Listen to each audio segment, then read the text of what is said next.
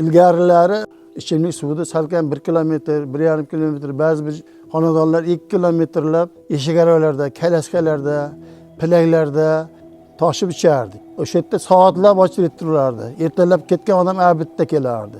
Abitda ketgan odam kechqurunlar tun qorangisida yetib kelardi.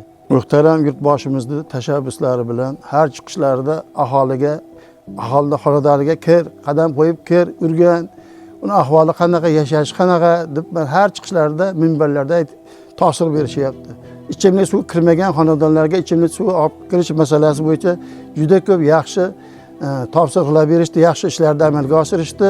Mahallamizga, har bitta xonadonlarimizga toza ichimlik suvi olib kirib berishdi. Avvalasi prezidentimizga rahmat. Oldinlari Furqat tumani Kakatol ko'chasida yashaydigan aholi aynan ichimlik suvini mana shunday eshak aravalarda toshirar edi.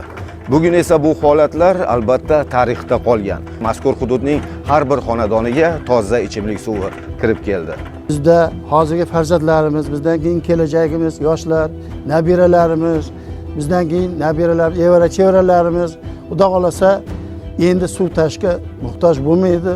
Hammalari uyda mana kranda suv tushyapti. Toza ichimlik suv bilan endi mana ega bo'ldik. Barchalarga rahmat.